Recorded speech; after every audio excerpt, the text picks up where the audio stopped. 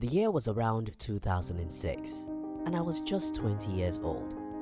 I saw a book with someone, and I decided to approach him and persuade him to borrow me the book. That book was the famous Rich Dad, Poor Dad. Reading this book, I understood a simple yet profound principle about money. Don't buy liability from your income. Buy assets and let your assets buy you every liability you need.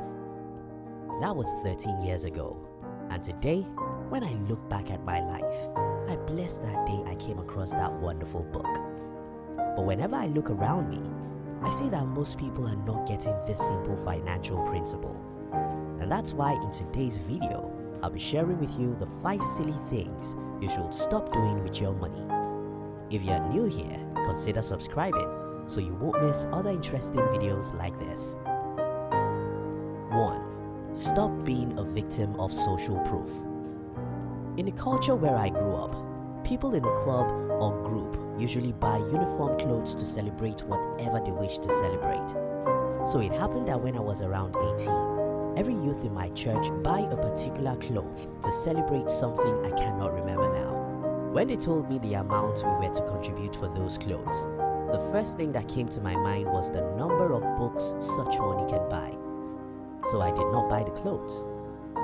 The day we were to use this cloth, everyone in our church club wore uniform clothes except me. And the funniest part is that I actually felt that I was far more important than all these people. You see, from age 17, when I started reading motivational books, I've always found joy in being different. Whenever I found myself doing what nobody's doing, I feel like I'm better than everyone. The opposite of this, unfortunately, is what most people feel. For most people, they are victims of what psychologists call social proof. Social proof means that you are naturally pressured to do whatever other people are doing. Social proof means that when you see all your mates driving a particular car, you naturally want to drive such a car. Social proof means that when everyone in your category is using certain things, you feel as if you are less important until you join them. Stop being a victim of social proof. In fact, start having pride in being different. You need to have pride in being different because most people in the world are dumb. Believe me, I'm telling you the truth. Most people in the world don't know anything about anything. So being different from this multitude should actually make you proud of yourself. When all your friends are taking loans to buy new cars, go and buy used Toyota car. When all your friends are lining to buy the latest iPhones, be happy with your 3 years old phone. When all your friends are buying a bigger home they never need, with the money they don't have, be happy to live in the smallest home in your city. Take pride in being different, because if you're not different, it means you are as foolish as everyone. Take pride in being a minimalist, because nobody is happy because they have every shiny object. 2. Stop seeing your income as a fruit. There are 2 types of people in the world. People who see their income as the fruits of their labor, and people who see their income as a seed of freedom. If you see your income as the fruit of your labor, then when you make money or earn a salary, you think to yourself, hey, I've worked so hard. I deserve a new phone, a better car, and a beautiful home. If, however, you see your income as a seed, whenever you earn money, you'll say to yourself, I need to save a part of this so that I may one day be able to invest in my own business or other people's business so that one day I won't have to work on the job I hate anymore. That's it. How are you seeing your income? What do you think about your income? Do you think it's a fruit or a seed? If you think it's a seed, you want to plant a significant part of it. If, however, you think your income is a fruit, you want to enjoy it. Most people simply enjoy their earnings as fast as they earn. The problem with this is that you work for money all your life, and this is even worse if you are doing the job you hate. Thinking your income is fruit to be enjoyed when you're doing the job you hate means that you work the job you hate all your life. What a miserable way to live. 3. Stop telling people how much you earn. I'm as stupid about this as most people. I once told a friend how much my business was making, and the next few months, he asked me to give him money to invest in his business. The problem with this is that even though I told him how much my business was making, none of that money is staying in my bank account. When I make money, I invest almost everything. But who will understand that even though my company makes a lot of money, I'm still as broke as everyone? Stop telling people how much you earn, because when people know how much you earn, they will never understand that you have a life to protect. They will never understand that you have to save, invest, and pay bills. They will simply think, hey, this guy makes $80,000 a year. He should be able to give me $10,000 to start a business. When you tell them that you don't have much money, they call you stingy. Please pray for me so I'll be able to follow my own advice here. 4.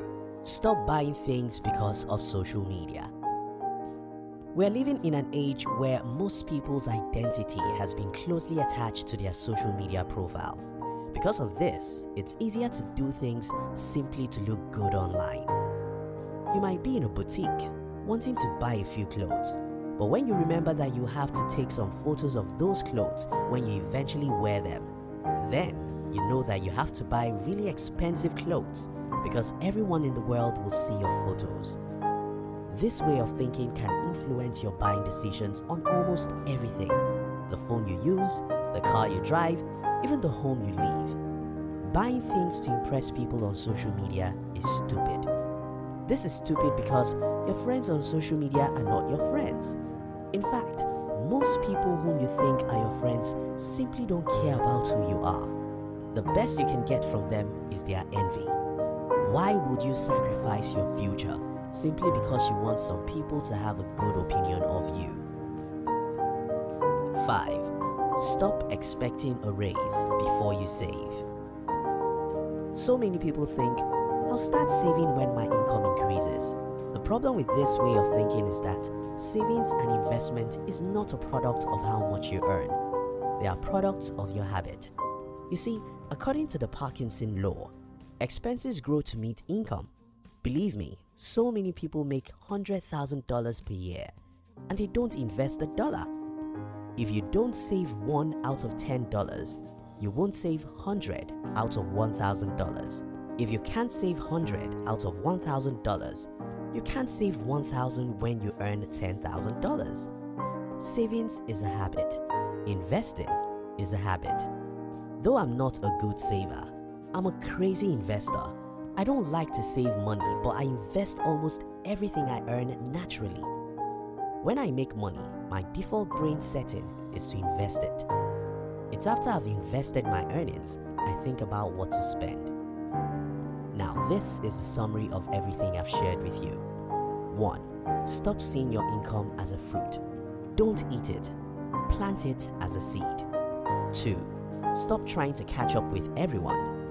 Everyone is stupid. Why trying to buy what little people buy? 3. Stop trying to buy things because of the social media photos. You have a real life other than social media. 4. Stop telling people how much you earn. They will want to spend a part of it. And 5. Stop thinking that you have to make more money before you start saving. If you don't save with your present income, you won't save when that income is doubled. No matter how small, save something because it's about habit. I hope this video helps.